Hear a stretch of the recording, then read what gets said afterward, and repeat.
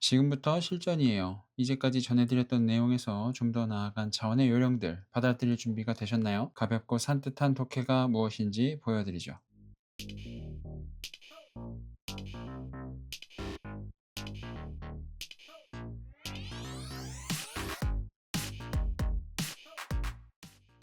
안녕하세요. 준쌤입니다. 드디어 세 번째 시리즈 독해 로드맵 실전편으로 넘어왔네요. 실전편은 기초편에서 배운 내용을 바탕으로 까다로운 구조의 문장, 습관처럼 쓰이는 문장들을 아주 직관적으로 해석하는 방법을 설명해 드릴 겁니다. 그럼 그 첫 번째 관문인 연결사를 뚫으러 함께 가시죠. 영어에서 연결사라고 하면 접속사와 관계사를 가리킵니다. 전치사를 포함하는 입장도 있긴 한데요. 우리는 앞서 살펴본 방법의 논리구조상 전치사를 단위 문장의 요소라고 보는 게 더 어울려서 연결사의 범위에 포함시키지 않을 거예요. 앞으로 제가 연결사라고 말하면 접속사랑 관계사를 통틀어 말하는 거군 하고 이해해 주시면 됩니다. 접속사가 단어와 단어, 구와 구, 절과 절을 잇는다고 배우셨죠? 관계사는 관계대명사와 관계부사로 나뉘고 관계대명사는 다시 세 종류로 나누어 설명들이 붙어요. 불완전한 문장이니 완전한 문장이니 하며 문제도 풀었고요. 그런데 연결사만 제대로 활용해도 독해가 훨씬 쉬워져요. 연결사 앞뒤로 어떤 단어가 오더라도 괜찮고 복잡한 문법을 몰라도 해석이 되는 걸 보여드릴 거예요. 여기에 익숙해지면 독해가 가볍고 산뜻해지는 거죠. 피아니스트는 피아노 부품명, 작동 원리, 수리법을 몰라도 돼요. 건반을 누르면 소리가 난다. 어떤 건반을 누르면 어떤 음이 난다. 페달은 언제, 어떻게 밟는다. 이것만 알면 연주를 할 수 있죠. 그런데 독해도 딱 그렇거든요. 자주 쓰이는 연결사로는 and, but, or, so, as, because, since, whether, if, that, who, when, where, what, which, how, why 같은 단어들이 있어요. 동사와 동사 사이에 이런 연결사가 들어가 있다면 문장을 자를 때 단위 문장 두 개가 나온다고 보시면 돼요. 이해를 돕기 위한 예문입니다. Humor is a rewarding part of life that we can experience almost every day. 우선 단위 문장으로 쪼개기 위해 동사를 찾습니다. 동사의 7가지 유형은 여기에 띄워둘게요. 이건 아예 머릿속에 박아둔다 생각하고 외우시길 바라요. 이 문장에선 동사로 is와 can experience가 보이고요. 동사들 사이에 that이 들어가 있으니까 얘는 연결사네요. 그러면 이 문장들이 이렇게 나눌 수 있겠네요. 그럼 여기서 that의 뜻을 한번 보고 넘어가야 해요. 보통은 저것이라고 해석하는데 우리말로 바꿀 땐 문맥에 따라 그것이라 바뀌기도 하죠. 그러면 해석했던 저 두 문장 사이에 연결사를 넣어서 이렇게 붙여볼 수 있겠죠. 유머는 뭐다? 뭔데? 보람 있는 부분. 무슨 보람? 삶의 보람. 그게 뭔데? 그건 우리가 경험할 수 있다. 뭘? 어디서? 어떻게? 언제? 거의 매일. 그렇군. 괄호 안에 들어있는 그건이 바로 that의 해석인 겁니다. 이제 다 합쳐서 완전한 한 문장으로 만들어 볼까요?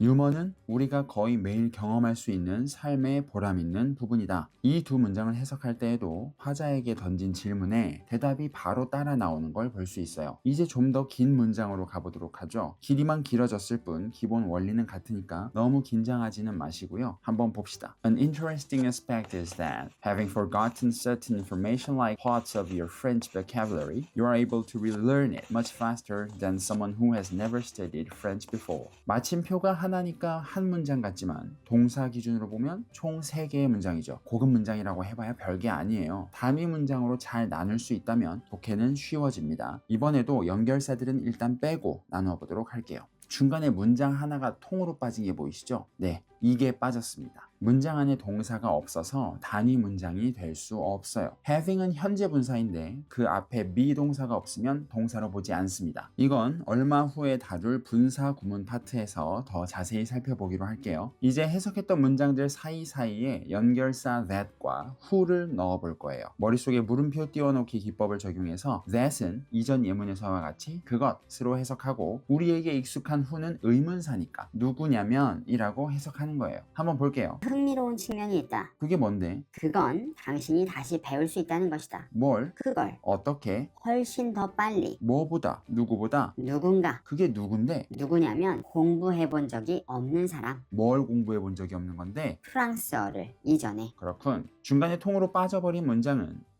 이렇게 해석하고요. 이것까지 포함해서 문장을 만들어 보면 이런 뜻이 됩니다. 흥미로운 측면이 있는데 그건 설령 당신이 프랑스어 단어의 일부와 같은 특정 정보를 잊어버렸다 하더라도 이전에 그걸 공부해 본 적이 없는 사람보다는 훨씬 더 빨리 그걸 다시 배울 수 있다는 점이다. 해석이 끝난 문장은 적힌 대로 그 뜻을 따라가면서 해석한 의미가 조금 정리된 모습일 뿐이고 그 의미 자체가 다르지 않은 게 보이시나요? 독해에 익숙해진다는 게 바로 이런 겁니다. 깔끔한 문장으로 정리하지 않아도 문장 속에서 질문을 통해 찾아낸 정보만으로 그 의미를 파악할 수 있는 거예요. 연결사는 그 단어가 원래 가진 뜻을 그대로 써요. 독자들이 궁금해할 만한 내용들에 대해서 지금부터 설명하겠다는 일종의 신호로 보시는 거예요. 이건 접속사뿐만 아니라 이후에 살펴볼 관계사도 똑같아요. 그리고 나중에 볼 분사 구문도 그렇습니다. 독자에게 문장의 내용이 어떤 상황과 조건에서 일어난 건지 알 수 있는 추가 정보를 주는 문장이에요. 이 요령들이 이해되고 어떻게 하면 될지 조금씩 감이 오는 분들이 계실 것 같은데요. 그런 분들은 단어가 얼마나 중요한지도 새삼 실감하고 계실 것 같아요. 영단어를 우리말로 바꿀 수만 있다면 어느 단어와 어느 단어가 만나야 의미가 만들어지는지, 그리고 그렇게 만들어진 의미들이 어떻게 결합하는지 본능적으로 알 수 있어요. 영어도 언어의 한 종류라는 점, 그리고 사람의 언어 감각은 동서고금을 막론하고 동일하다는 점 때문에 그렇습니다. 이걸 조금 더 와닿게 보여드릴게요. People react not to what is artistically right or wrong, but to the impressions that either comfort or disturb them within their own personal world. 이 문장을 어수는 손 안 대고 단어만 우리말로 바꿔볼게요.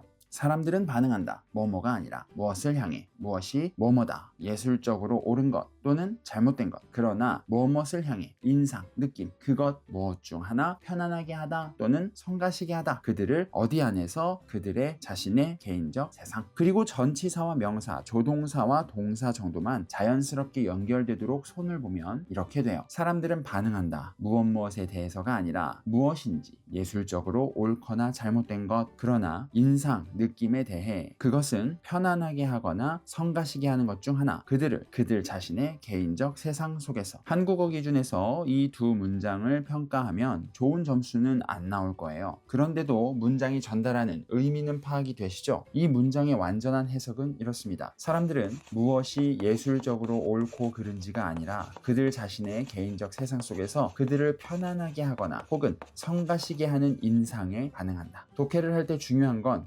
나열된 단어를 다시 배치해서 완전한 문장의 형태로 바꾸는 것이 아니에요. 문장 안에 숨어있는 정보를 찾아내면 그걸로 충분해요. 단어 피지컬을 키우시면서 오늘 소개해드린 독해 요령을 여러분 각자가 꼭 연습해 보셔야 해요. 첫 영상에서 연습이 중요하다고 말씀드린 거 기억하시죠? 다음 영상에서는 습관적으로 튀어나오는 문형들을 보실게요. 오늘 제가 준비한 내용은 여기까지입니다. 함께 나눈 내용이 마음에 드신다면 좋아요와 댓글 남겨주시고 구독과 알림 설정까지 부탁드려요. 저는 곧 다음 영상으로 다시 여러분을 찾아뵙겠습니다. Read Beyond Words, Decode English 준쌤이었습니다. 고맙습니다.